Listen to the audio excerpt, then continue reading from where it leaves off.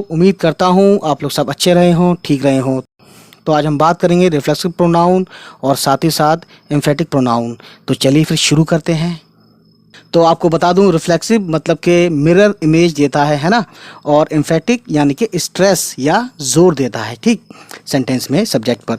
तो देखिए इसमें कि जब भी रिफ्लेक्सिव प्रोनाउन की बात करते हैं तो आपको ये बात याद रखनी है कि वो प्रोनाउन जिनके लास्ट में सेल्फ SELF या सेल्व्स SELVES जुड़े रहते हैं, ठीक है, तो रिफ्लेक्सिव प्रोनाउन कहलाते हैं, ठीक। जैसे माई सेल्फ और सेल्व्स, VES वाले प्लूरल होते हैं और SELF सेल्फ वाले ये सिंगुलर होते हैं। मैक्सिमम आपको यही देखने को मिलेगा। तो इसमें देखिए इनको एम्फेसाइजिंग प्रोनाउन भी कहते हैं, यानी रिफ्लेक्सिव वही होते हैं, एम्फेसाइजिंग भी वही होते हैं। एम्फेटिक और रिफ्लेक्सिव दोनों सेम होते हैं, ठीक है, दिखने में। इनका इस्तेमाल करने का तरीका अलग होता है, ठीक।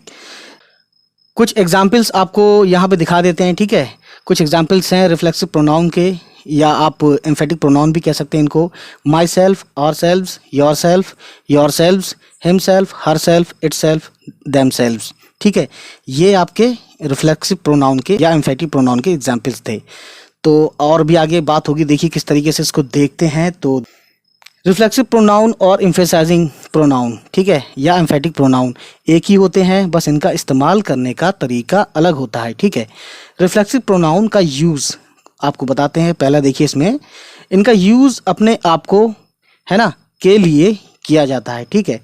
इनका यूज़, दूसरा पॉइंट, सब्जेक्ट के तौर पर नहीं होता, ठीक है। एग्जाम्पल के तौर पर देखते हैं। जैसे मैं बोलता हूँ माई सेल्फ जिया, ये गलत है, मैं इसके बदले ये कहूँगा आई एम जिया।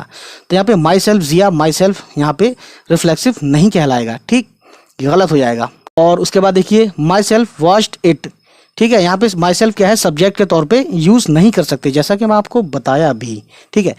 बल्कि इसी बात को कहने के लिए हम ये बोलेंगे आई वॉश्ड इट, ये सही है। तीसरा पॉइंट अगर हम बात करें तो देखिए जब किसी सेंटेंस में किसी वर्ब का सब्जेक्ट या ऑब्जेक्ट एक ही पर्सन या चीज़ हो, तब वर्ब के ऑब्जेक्ट के तौर पर हम रिफ्लेक्सिव प्रोनाउन का इस्तेमाल करते हैं। जैसे राजा मोटिवेटेड हिमसेल्फ, राजा मोटिवेटेड हिमसेल्फ, ये क्या है, इसका मतलब राजा ने अपने आप को यानी खुद को मोटिवेट किया, है ना। अगर आप ये बोलेंगे कि राजा मोटिवेटेड राजा, यानी कि राजा दो बार जो है सब्जेक्ट आएगा, नाम दो बार आएगा, तो ये गलत होगा सेंटेंस, ठीक। आगे देखते हैं क्या है। चौथा पॉइंट देखिए, मस्क्यूलिंग वर्ड्स के लिए हम हिमसेल्फ का यूज़ करते हैं, यानी कि लड़के के लिए, है ना, दादा के लिए, लड़के के लिए, या कोई लड़का वाली फैमिली जो है, ठीक है, लड़का आदमी। फेमिनाइन वर्ड्स यानी कि लड़कियों के लिए, बच्ची के लिए, औरत के लिए हम यूज़ करते हैं क्या, हर सेल्फ। हिमसेल्फ मेल के लिए होता है, सिंगुलर होता है। देमसेल्व्स प्लूरल होता है, ठीक है। और हर सेल्फ जो है सिंगुलर फीमेल के लिए होता है, ये आप जानते हैं पहले से।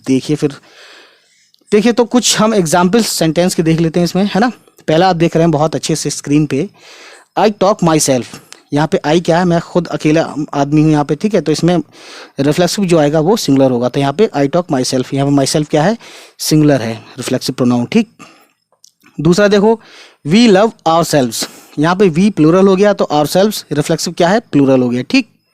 अब देखो, यू मोटिवेट योर सेल्फ, ठीक है, यहाँ पे योर सेल्फ हमने सिंगुलर के तौर पे यूज़ किया है, तो यहाँ पे यू भी सिंगुलर है, क्योंकि यू सिंगुलर प्लूरल दोनों में यूज़ किया जा सकता है, आपने देखा होगा पिछली बार मेरी वीडियो में। चौथा पॉइंट अगर हम लेते हैं तो आप देखिए क्या लिखा हुआ है, यू मोटिवेट योर सेल्व्स। अब यहाँ पे तुम्हारे की बात हो रही है, यहाँ पे यू जो है 2-3-4 लोग यहाँ पे हैं, 2 लोग हैं मिनिमम, ठीक है। तो इसलिए योर सेल्व्स हमने यूज़ किया, जो कि लास्ट में है VES, ठीक। अब देखो पांचवा इसमें, he loves himself, he singular होता है, तो हिमसेल्फ सिंगुलर के तौर पे आपको बताया मैंने, ठीक, सिंगुलर के तौर पे यूज़ किया गया। शी लव्स हर सेल्फ, अब यहाँ पे क्या देखा आपने, शी भी सिंगुलर है, तो हर सेल्फ भी सिंगुलर के तौर पे यूज़ किया है, तो ये रिफ्लेक्सिव प्रोनाउन, ठीक। दे हर्ट देम सेल्व्स, है ना, दे प्लूरल है, देम सेल्व्स प्लूरल है। तो जब सब्जेक्ट प्लूरल होता है तो बाकी चीज़ें भी उसमें प्लूरल के तौर पे हम लेते हैं, ठीक। हम किसी सेंटेंस को मीनिंगफुल बनाने के लिए रिफ्लेक्सिव प्रोनाउन को हटा नहीं सकते, है ना, ठीक है ना। यानी कि अगर हम कोई ऐसा सेंटेंस लिखते हैं उसमें हम सोचें कि रिफ्लेक्सिव हटा दें तो फिर वो मीनिंगलेस हो जाएगा, ठीक।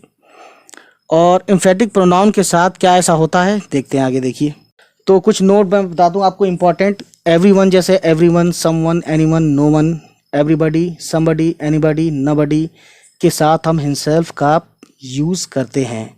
जैसे सेंटेंस लेते हैं एक एग्जाम्पल के तौर पे, नो वन हर्ट्स हिमसेल्फ, ठीक है, सिंगुलर है तो यहाँ पे वर्ब भी सिंगुलर हो गया, हिमसेल्फ आ गया, ठीक है। एवरीवन हर्ट्स हिमसेल्फ, यहाँ पे ये भी सिंगुलर है, हर्ट्स भी सिंगुलर है, हिमसेल्फ भी सिंगुलर है, ठीक है। इस तरह से आप समझ सकते हैं रिफ्लेक्सिव प्रोनाउन का किस तरह से हम यूज़ करते चले आ रहे हैं। अगला सेंटेंस देखिए 10वां, she enjoyed herself in the party, ठीक है। अब देखिए अगर सेंटेंस में वर्ब के साथ प्रीपोजिशन आए और वर्ब का सब्जेक्ट, प्रीपोजिशन का ऑब्जेक्ट एक ही पर्सन या एक ही चीज़ हो, तब हम प्रीपोजिशन के जस्ट बाद रिफ्लेक्सिव प्रोनाउन का यूज़ करेंगे। देख लेते हैं जैसे कि यह है कि an old man sometimes talks to himself, है ना। हिमसेल्फ क्या है, यहाँ पे रिफ्लेक्सिव प्रोनाउन है, ठीक है। ओल्ड मैन, दूसरा सेंटेंस देखिए इसको, इसी को हम अगर ये हटा के लिखते हैं, an old man sometimes talks to him, ठीक है।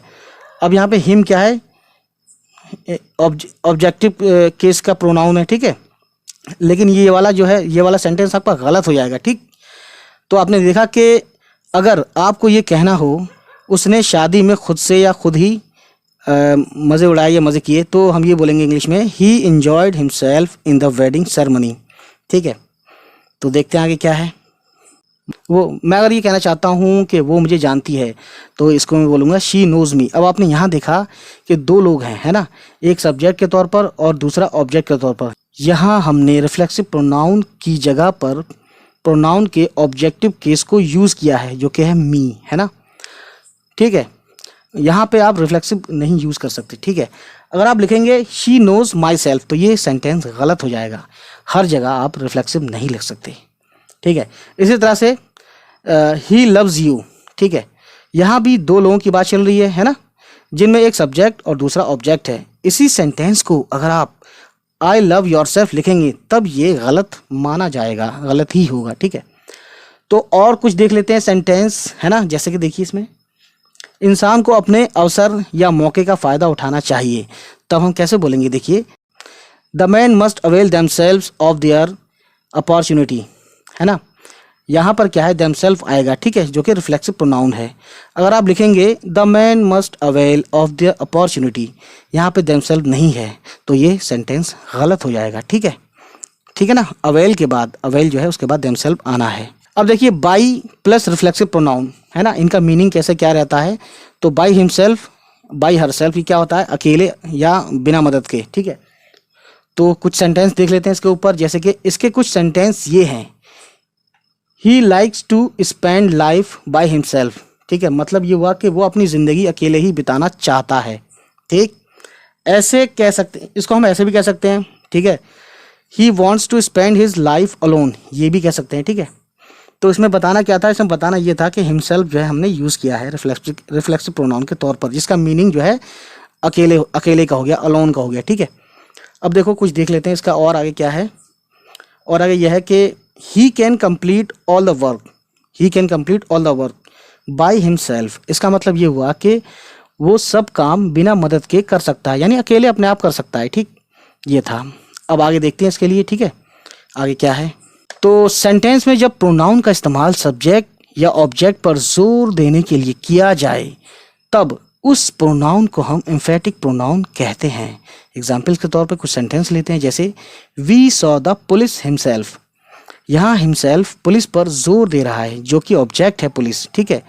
हिमसेल्फ यहाँ पर ऑब्जेक्ट, पुलिस के लिए एम्फेटिक प्रोनाउन कहलाएगा, ठीक है।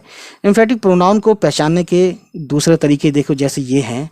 अगर हम सेंटेंस में से एम्फेटिक प्रोनाउन निकाल भी दें, तब भी उस सेंटेंस का पूरा मतलब होगा, है ना। मतलब तब भी सेंटेंस का कंप्लीट सेंस होगा। जैसे लिखा हुआ है, I myself will take the keys. यहाँ पर एक वर्ड माई सेल्फ है ना, सब्जेक्ट आई पर जोर दिया जा रहा है इसके ज़रिए, ठीक है। तो इसमें देखेंगे कि इस सेंटेंस को फिर से लिखते हैं, देखिए बिना माई सेल्फ के, I will take the keys. तो आपने देखा यहाँ पे जो है इसका मीनिंग पूरा होता है ना, इस सेंटेंस का मीनिंग पूरा होता है बिना माई सेल्फ के। तो इस सेंटेंस से हमें अब भी पूरा मतलब निकलता है, मतलब ये कि अब भी कंप्लीट सेंस बनता है इससे, ठीक है। तो यहाँ माई सेल्फ एम्फेटिक प्रोनाउन है, ठीक है, इससे ये पता चल गया, एम्फेटिक प्रोनाउन पहचानने का आपको एक ट्रिक मिल गई। ठीक, तो देखा आपने, रिफ्लेक्सिव और एम्फेटिक प्रोनाउन दिखने में एक जैसे होते हैं, तरीका यूज़ करने का अलग अलग होता है। ठीक है, अब एक बार रिकैप कर लेते हैं। देखिए, तो पहला है अगर। अगर ये प्रोनाउन किसी सेंटेंस से हटा दिए जाएं और तब भी ये सेंटेंस मीनिंगफुल रहे, तब आप समझ लेना कि ये एम्फेटिक प्रोनाउन है। ठीक है, और अगर इन प्रोनाउन को हटाने पर सेंटेंस मीनिंगफुल ना रहे, यानी मीनिंगलेस हो जाए, तो वो प्रोनाउन रिफ्लेक्सिव प्रोनाउन होते हैं। ठीक है, तो कुछ सेंटेंस यहाँ पे फिर से लेते हैं हम, जैसे सेल्फ कट फ्रूट्स। अब हिमसेल्फ हटाकर हम सेंटेंस को दोबारा पढ़ते हैं। देखिए, फ्रूट्स, तो ये अभी मीनिंगफुल है, मतलब इस सेंटेंस में हिमसेल्फ एम्फेटिक प्रोनाउन है। ठीक है, और अब देखिए रिफ्लेक्सिव प्रोनाउन के लिए दूसरा सेंटेंस देख लेते हैं। Example, you motivate your self. ठीक है, अब इसको हम दोबारा लिखते हैं, योर सेल्फ को हटाकर यू मोटिवेट।